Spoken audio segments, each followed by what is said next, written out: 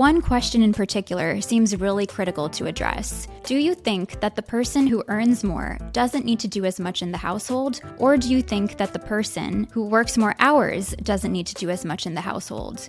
Welcome back to Evolving, the podcast designed to help you strive, thrive, and optimize. This week, I'm back with a solo-cast episode talking about gender roles, specifically as it relates to Kate Mangino's new book, Equal Partners, Improving Gender Equality at Home. We've all heard it before, the idea that men and women are inherently better suited to certain types of tasks. But Mangino argues that this belief is largely the result of social conditioning, not biology.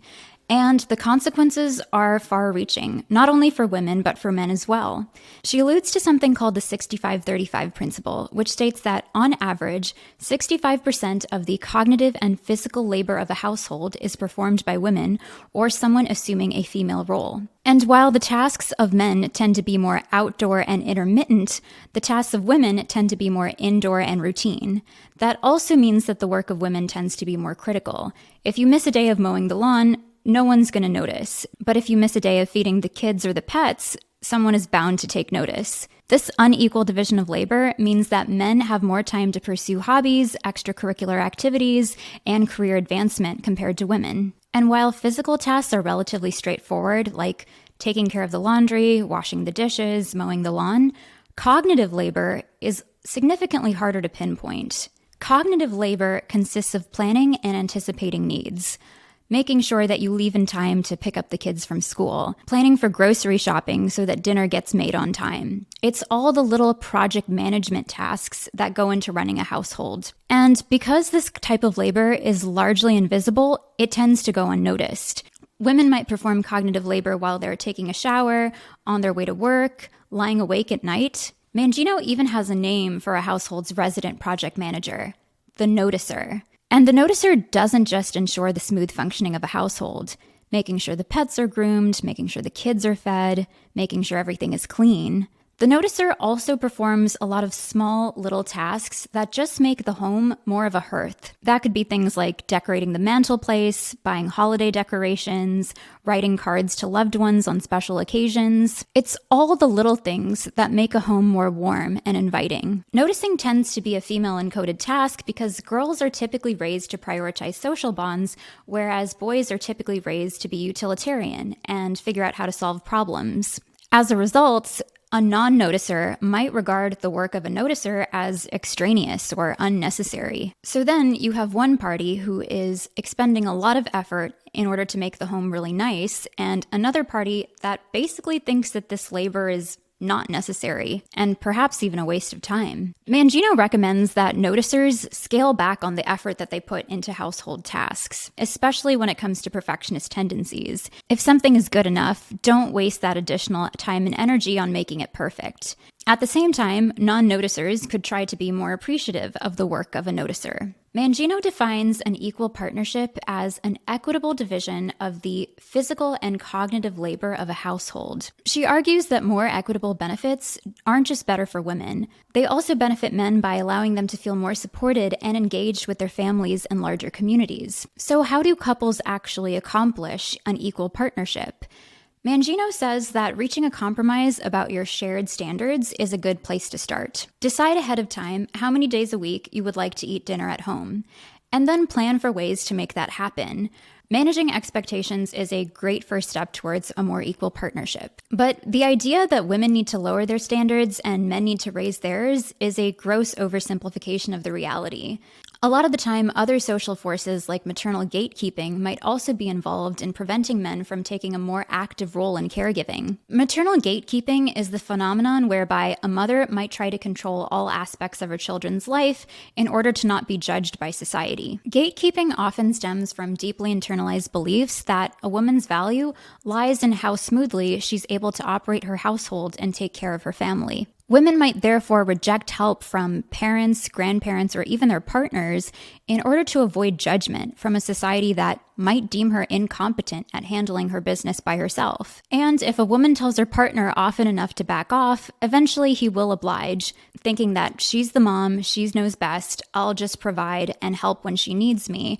And this sort of behavior kind of perpetuates that helper-manager dynamic that often comes about as a result of this distribution of caretaking. As you might expect, same-sex couples are far more likely to model gender parity compared to different-sex couples. And this could be because LGBTQIA communities grapple with gender identity in a way that heterosexual people often take for granted. During her research for her book, Mangino interviewed 40 men who modeled gender parity in their households. These men came from all different walks of life.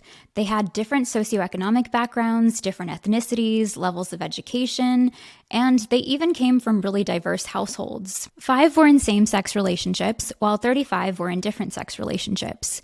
Despite their unifying thread of modeling gender parity, there was no other single thread that seemed to tie all of these men together. Originally, Mangino was a little disheartened by that, but then she saw the positives of it.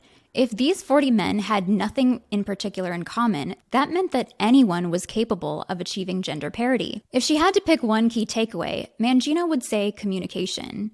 Now, at face value, that sounds like a bit of a throwaway, but Mangino's referring to a very specific type of communication surrounding gender and values. This involves questions like, what kind of household did you grow up in? Is that relationship something that you want to emulate? Having this discussion allows you to craft your own ideas around gender parity. Mangino even offers a list of 10 questions for people who are just starting out in a relationship. How comfortable are you telling your partner when you've completed an invisible task? How important do you think it is to say thank you in regards to housework? But one question in particular seems really critical to address. Do you think that the person who earns more doesn't need to do as much in the household? Or do you think that the person who works more hours doesn't need to do as much in the household? Mangino points out that there is no one right answer to this question, and the right answer is basically whatever you and your partner agree on. The wage gap for women makes this issue a particularly pressing one, since adhering to traditional gender norms typically harms women's chances for economic advancement. Sticking to traditional gender roles means that a woman would continue to perform more household labor, preventing her from accomplishing more professionally, thus cementing her status as the lower wage earner. For couples who have already been together for a long time, bringing up these issues can be really unsettling. Mangino recommends focusing on gender norms and societal expectations rather than individual behaviors. This way, you're not assigning blame to either party, but acknowledging that you're both survivors of an inherently unequal society. Second, bringing up these discussions can be a little less intimidating when accompanied by another major life event, like changing jobs, moving homes, or getting a pet. Mangino recommends using that changing landscape to also change your partnership dynamic. You can use the change of a life event to also help you transition into different expectations for gender roles. In a nutshell, Mangino's work suggests that anyone can model gender parity in a household if this is something they desire. Mangino is careful to acknowledge that this might not be something that every couple desires. If maintaining the status quo is working for you, she says, go ahead, keep doing what you're doing. But if you're feeling that the unequal division of labor is causing rifts, then perhaps it might be time to reevaluate some things. Either way, whatever is right for you and your partnership depends on your specific dynamics. What do you think? Do you agree with Mangino that gender roles are largely the result of social conditioning? Have you taken any steps to ensure a more equal partnership in your home? I'd love to hear about your personal experiences. Until next time, thanks for listening. You can find the show notes for this and all other episodes at the Substack URL linked in the show description. You can also review the show on Apple Podcasts, Spotify, Castbox, or Podchaser. Thanks so much for tuning in. Until next time.